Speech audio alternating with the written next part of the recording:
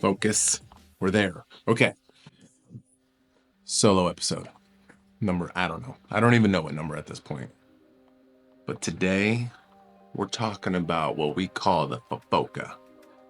For all you people that can slap your fingers, slap them up. This is the episode about gossip. Okay? There is so much shite going on in the Jiu-Jitsu universe right now that I figure let's just do an episode where we just talk about all the shit. As you know, in the last episode, some of us really like all the BS. It's such a sewing circle, but it is what it is. And I'm just going to talk a little bit about it, about some of the news. What are the updates with the Craig Jones Invitational versus ADCC? Because there's a bunch of people that got announced in the last week. And then some other things that are kind of going on with that, which is a little snaky. We'll go on that. We're going to talk about Mikey Musumeci, and he's going full Psychoville, and he's definitely the mayor. We're going to talk about the new match with Gordon Ryan that was just announced against this very internet famous fellow, Josh Saunders. And then we're going to touch on maybe, I might save this one for when we have Chris in the building, is training with your spouse. Do's, don'ts, challenges, benefits. Yeah. So we'll see if we get there. How long I run. You know, sometimes I can just start trailing, like right now. Let's start with Mikey Musumeci. So Mikey Musumeci is known as like the autistic king, right? Maybe that's a little harsh. Maybe he just got a little bit of Aspie. He's a little Aspie, a little Asperger's. Maybe he just has the most severe ADD there is known to man. Maybe he's what you would call a gumbo. We call him the trifecta, if you will, where he has all of them, which I like Mikey. But my man is struggle city right now. He's going from like the nicest guy ever with his little Italian thing, and very complimentary. It seems like if he trains with someone once, he's instantly like their best friend, or he looks to them like their best friends. So he's he's like a very nice child that has a very intense side to him when it comes to like, if you make him upset, he goes full psycho. And that happened where the last guy to beat Mikey, that's even close to his weight class, is Gabriel Souza. And I never saw Gabe Souza talking trash like Mikey says, but supposedly he did. Mikey didn't like it. Mikey tried coercing him into stuff and felt like, as in like he really wanted the match. Finally, they do it in 1FC. Mikey submits him with a bear trap, which is amazing, which is just a calf slicer. And he gets on the mic after and he goes off. And it's actually kind of funny because he'll like start calm and then you can tell he's like ramping himself up, and then he starts calming back down and then he ramps himself up again, and then he out of nowhere he finished, like I don't know if he finished, but he's like, and then I subbed him with some stupid ass bullshit or something like that, where he just ramped himself up and he didn't know what to say, so then he like said that he submitted him with like a weak, like a submission you shouldn't get caught with, essentially. Which, I mean, I would say that's a pretty uncommon thing to catch someone in, but it's definitely legit, right? Like, it's just with the higher level guys, I mean, it's hard to catch any of these guys, you know? So a unique sub like that, I could see why he's like using that as a pivot to talk shit.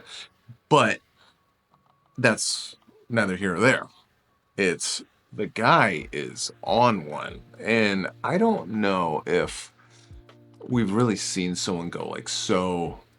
Hey, maybe someone can put in the comments. Have we seen someone go so aggro in a different direction where he's like always tries to be the sweet guy? Now, I think you gotta someone that puts off like this very sweet vibe, but then jumps teams constantly. To me, that's a red flag. Like I said, I like Mikey. You my boy, Blue. I would definitely take him to Chuck E. Cheese and play in the ball pit with him.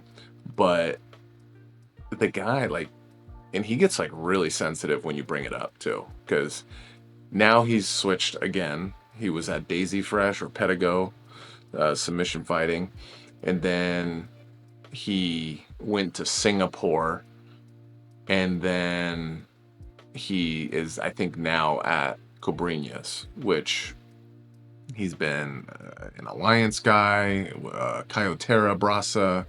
Um, I know I'm missing a bunch, but the guy's been around wherever he's trained in Vegas. So someone that jumps around like that, and there's never super positive things to say from the gym that he was just at.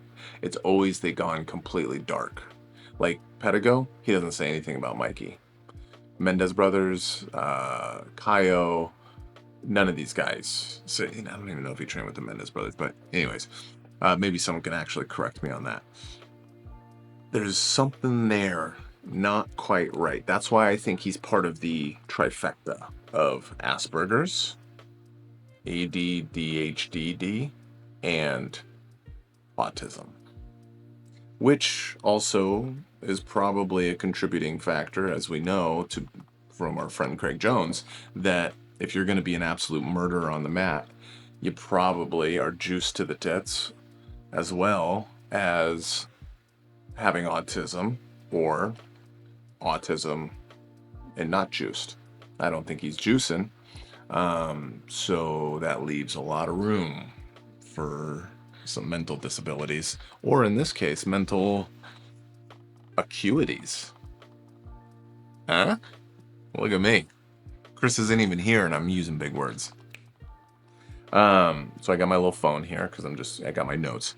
So I just thought that was interesting. The Mikey Musumeci thing. He's just going full crazy pants. Also, do we think he's going to do Craig Jones Invitational? I feel like he might, because if you look at the timing, he's putting on weight. He put on some weight for the Gabriel Souza match. And now he's putting on more weight for the is it Kate or Ty? I can't remember. One of the Rutolo brothers. He's putting on weight to go against them at 1FC. Now, the smallest men's division in ADCC is 66 kilo. The Craig Jones Invitational is 80 kilo and under. He would obviously be massively undersized, but he's done open weights and he's gone against bigger guys before. It would be interesting. It would absolutely be interesting. I don't think he's going to do ADCC because Mo's been pretty adamant that he's never getting an invite again because he's rejected a couple or pulled out or whatever. So I do wonder if he's going to do the Craig Jones Invitational. Tell me what you think. Am I psycho? Am I crazy? Am I dumb? Am I the smartest man alive? I need to know all of it. But let's keep going. Okay. Speaking of Craig Jones Invitational, let's just touch base on this, huh? Okay. Some updates. We have had a bunch of names announced, starting with Victor Hugo. Huge name. The guy is possibly the best heavyweight besides Marigali and Gordon, at the upper weights at least. So this dude, I think this is a big pull. And especially if you go on YouTube, look up Victor's interview about why he pulled out of ADCC, because he was signed up for ADCC, and why he's doing the Craig Jones Invitational. I think it's actually a pretty thoughtful response and not a bad interview. We also have Owen O'Flanagan. This guy's a dark horse. This dude can submit anybody. And like if you watch 2022 ADCC, he was putting Shanji Hibero through the ringer, which is not easy. Shanji hasn't had his guard pass in, I think it's like 15 years or something like that in competition. I don't even know when the last time he was submitted, but he was putting it, like throwing some straight fire at that man. Owen O'Flanagan, very, very good. Very entertaining too. If you like K-guard, if you like Choi bars, you like that kind of guard play, this is your dude. Look him up. He's built like a brick shithouse too. The guy might be sweating testosterone because he used to not be that buff, and now he looks like Owen Livesey. Not to say he is on the juice, and I understand they got a podcast. I've tried watching it. It's just, it seems like, I've said this before, but it seems like they have a gun to their family off camera while they're doing it. Like you are burdening them by making them do a podcast. So it's kind of hard for me to watch. Speaking of Owen Livesey, he's another guy that's on there. And I think at this point they're mixing in extremely high level talent, which all these guys are high level, of course, but the top of the food chain with guys that are entertaining as well. Where you have your Owen Livesey in there, your Owen O'Flanagan, which can submit anybody. Owen can stand up with anybody, as we've seen with against Nicky Rod. And he has really fun matches where he throws people, or he even gets taken down or something like that. Also got to train with him, so that was cool. I always kind of have a soft spot in my heart because I touched his butt. And then you have another guy that is right up there, but more than anything, just super fun to watch. Hanato Kanuto. Ooh, this man is after my heart. I'll take my shirt off right now thinking about him because he is so fun to watch. We have a Mateus Denise, which this is basically the complete opposite. I'm not trying to throw shade, okay? I'm not talking shit.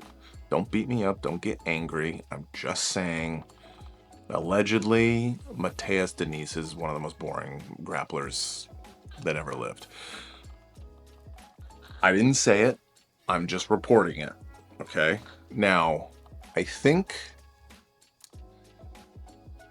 at the same time, he's extremely hard to beat in certain rule sets, especially. So I see why he's there, because the skill level is extremely high. But my goodness, you're gonna have to take a shot of coffee and heroin, maybe even a little bit of cocaine to not fall asleep in his matches, because he's extremely hard to submit. So it's not like some guys you get that are kind of boring, but they get submitted here and there. Mateus, not as much. He's just hard to submit. It's kind of like a more later in his career Lucas Barbosa, in my opinion, or Wagner. These guys have some matches that are super fun to watch, but for the most part, like Wagner is going to do a lot of like not great wrestling. He's going to smile and jaw, which I love. I like that. I hate that he does it, but I like watching him do it because then it like makes other people mad, and then it makes me mad, and then I'm like, okay, I want this guy to die. Not literally, just joking. Just I want him to like get mother's milked. And then you have like Lucas Barbosa. Once again, these guys all do like not great wrestling and stand up. And I'm not a wrestler. I'm not even saying that. But it's the eye test. Like they're never actually engaging. It's all just grip fighting and thumb posting and feinting. Never actually committing to shots. It's always single shots. It's rarely shoot, reshoot. That makes wrestling actually entertaining. They play the edge, all this stuff. I'm sorry, I'm not trying to talk shit. I'm not. But it is what it is, okay? So a lot of these guys, and Lucas Barbosa is obviously in ADCC as well. So there's going to be some of these matches that could take out your own O'Flanagans and stuff like that are, and they can take out the more entertaining guys, unfortunately, and make their way to the end. I find this with like Gustavo Batista. The guy's technique is phenomenal. The guy is absolutely super high level world champion. I think multiple time now world champion. Damn. Not fan friendly to watch. And that doesn't mean he's not technical. Any of these guys, they're all extremely technical and extremely good at what they do. But that doesn't mean they're fun to watch. Okay. Craig Jones is. So that's all the new people that have been announced thus far. Let's talk about someone that has just come out 20 minutes ago. It's Tuesday right now. The 11th, I think. 11th. It just came out that Mika Galvao is not doing Craig Jones Invitational. Thank you to Olivia for yelling down the steps at me to tell me that. He has confirmed he will be doing ADCC. So for you people that really wanted to watch Mika at ADCC, I'm one of them. You know, we have 35 people from our gym that are actually going to ADCC, and that's a big one. We all want to watch Mika because we feel like we're kind of witnessing history a little bit. It's almost like this, like an actual phenom that we have here, and just some of the matches in that division with the Rotolos and such. That it's just Dante Leon, and I mean, we'll see if Tynan. Now that people are pulling out of ADCC to go to Craig Jones, maybe we get Tynan in there as well. Now, the question from our Fofoka group was, some news came out that ADCC is offering show money under the table. They're not announcing it. Mo Jassim has a group chat with a bunch of the competitors that are confirmed. Josh Cisneros confirmed this on Instagram. And Craig Jones posted it because someone sent it to him, that they are offering $2,500, I believe, just to show up. So Craig Jones Invitational is doing $10,000, and Mo Jassim has capitulated and is doing $2,500. And also he's offering to pay it before the tournament, which is interesting. So that makes you wonder, because there was rumors that they were going to do this and that they were also doing little paydays, kind of like the UFC does it's an off-the-record bonus. Not a performance of the night bonus, it's an off-the-record bonus, right? And they never talk about how much they are or anything like that. There's rumor that that is actually going on as well. So, interesting. Is that part of why Mika decided to stay? I don't know. I could imagine it, though. So that's all very interesting. Also, we have an interesting development with a guy named Seth Daniels. Seth Daniels is one of the core 4 people that organize ADCC for the last 3 years. He's part of Mo Jassim's team that he brought in to help with the show part of it. The lights, the pyro, the organization of the staging and all that. He runs Fight to Win and owns Fight to Win. He's a little bit of a loose cannon, self-admittingly, criminal, drug addict, whatever. But he's done very well for himself in business. He used to be extremely high up at 24 Hour Fitness, made a bunch of money there, lost a bunch of money with that, and then started his Fight to Win. Started that company. Well, he's always known as being a loose cannon, and he basically threatened Craig Jones's life. Not basically, he did.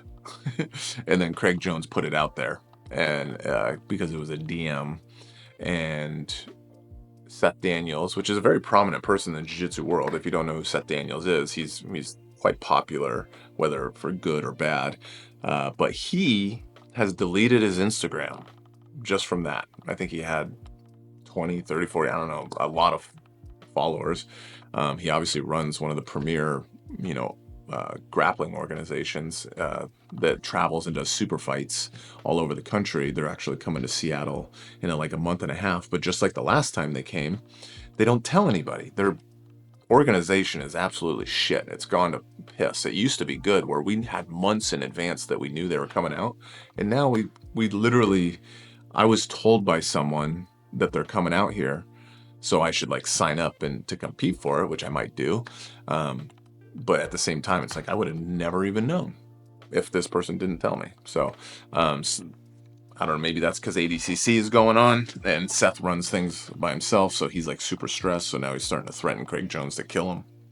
But kind of an interesting development that he has now deleted his Instagram because he got a bunch of negative pushback on that.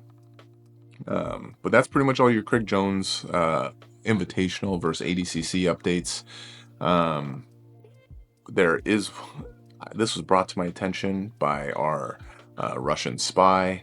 He brought up that Craig Jones is going after Marigali for being, as we call him in our Fofoka group, the Nicholas Epstein of the Jiu-Jitsu world. I didn't really know anything about this, so I asked, I told him to give me some details, let me know. But he's either dating or grooming a really young lady. I don't know. But that's something that maybe we'll have updates later on when the Russian gets back to me with a little bit more details, but something to keep our thumb on the pulse because it's completely irrelevant and we got to waste our time somehow, right? With that, Gordon Ryan, who's number one, just had a match announced against a guy named Josh Saunders. I think his Instagram is HPU grappling or something like coaching or something like that. But you've probably, if you're in the jiu-jitsu world and you have Instagram, you've probably seen this guy's ads. He's got an Australian accent. He's a super big guy, as in like physically big.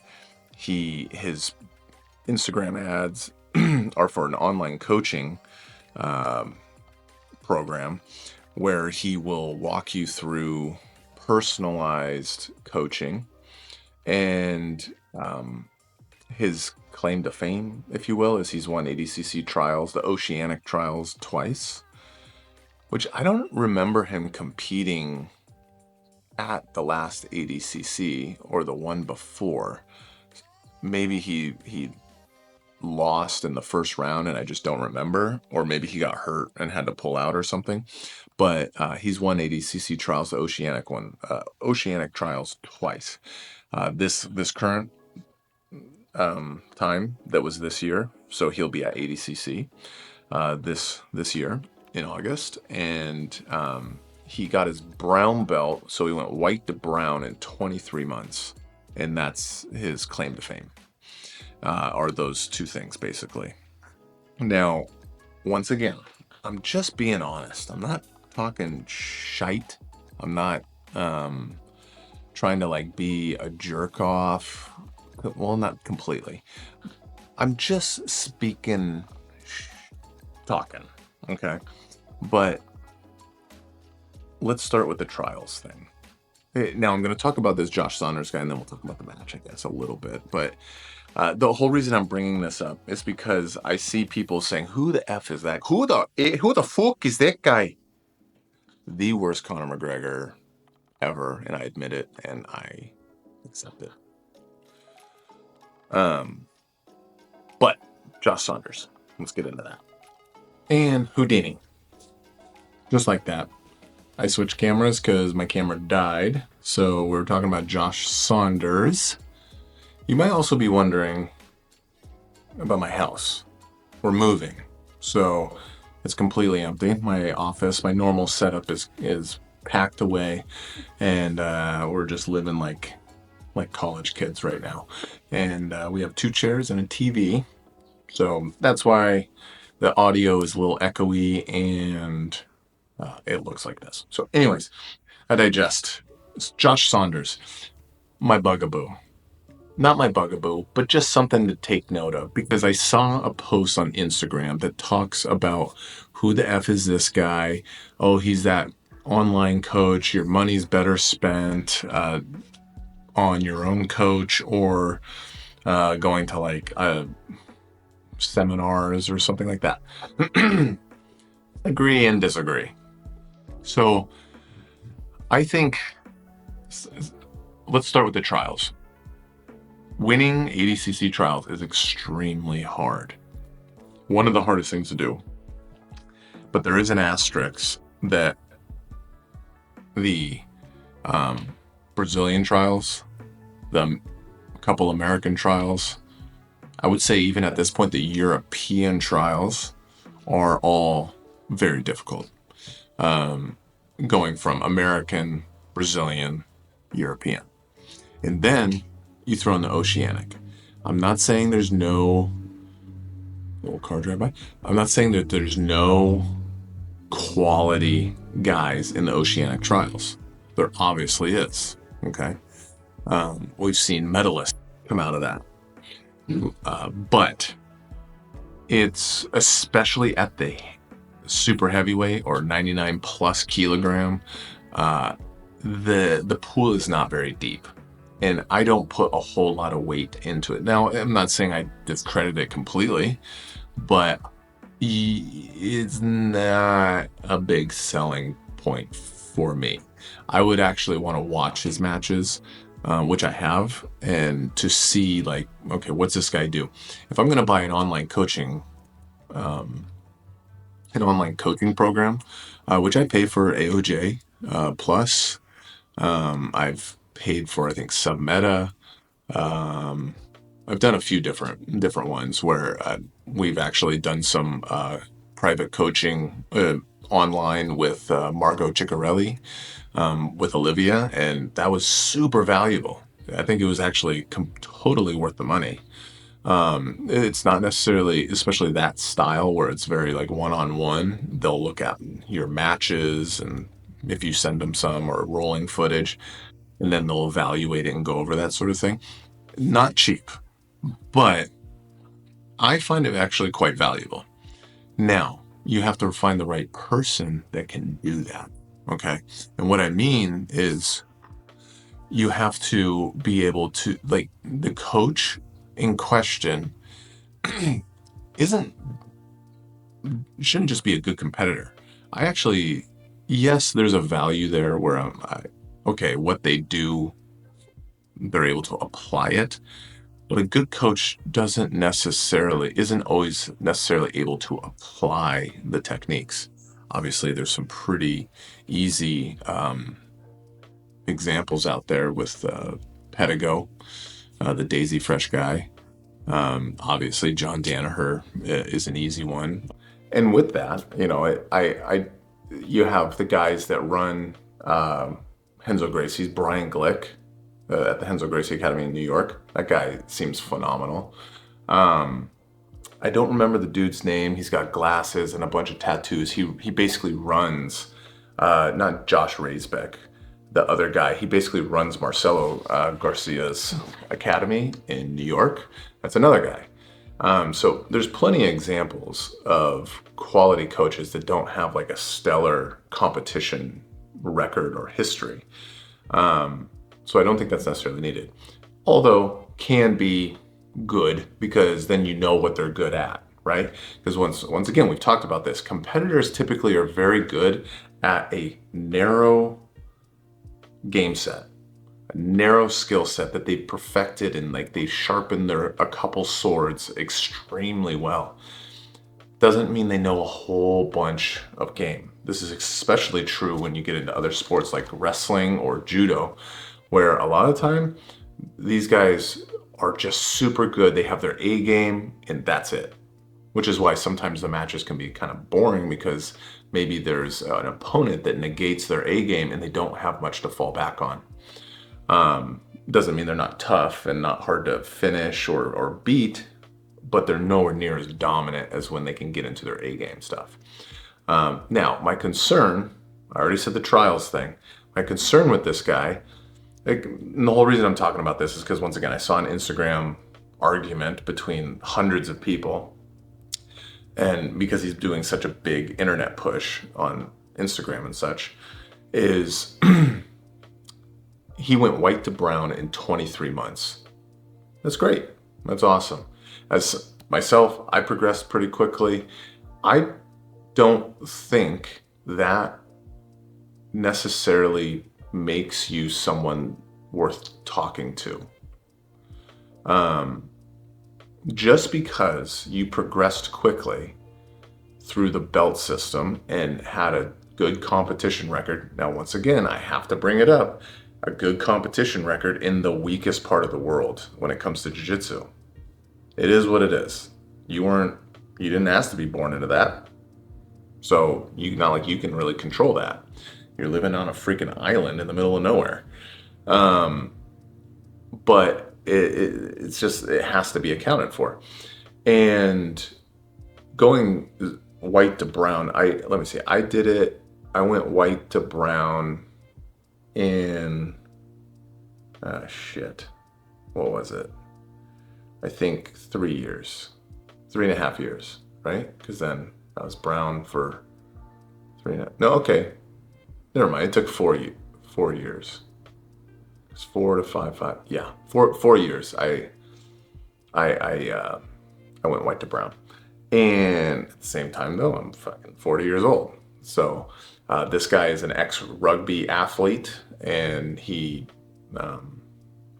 is obviously an extremely high-level peak athlete out there. But once again, weakest division there is, which is the heavyweights. And that's why, in my opinion, why Gordon also bulked up so much, is so he can compete in the weakest division, but then also be a force in the open weight, so he can accrue as many medals as possible, because he can do open weight and his division. And I'm pretty sure he's actually said that. So anyways, just because you have these awards, if you will, white to brown in 23 months, ADCC trials, a couple other notable wins, doesn't mean you're going to be a good coach. Doesn't mean, like, it actually is a red flag to me, and I would probably not buy this stuff. I'm not saying it's bad. I haven't tried it. There's people on the Instagram thing that are a part of his coaching, online coaching, and say it's actually really good. It might be really good. I hope it is. But I'm just saying, from my perspective and other people's perspective, is you went white to brown in 23 months. How much game do you really know? How much jiu-jitsu and conceptual stuff do you actually know? And how much of your performance of going white to brown and winning trials and having competition and a good competition record is predicated on you being a physical specimen and getting an A game that's not super robust? So how are you going to evaluate other people that you're not even feeling? It's all digitally, right? You're watching videos and talking to them. How much depth of knowledge do you actually have in 23 months? I would say I watch more jiu-jitsu than most people I've ever met. And there's, I just got something wrong. A white belt in class. I wasn't teaching. I was just walking around helping people with technique.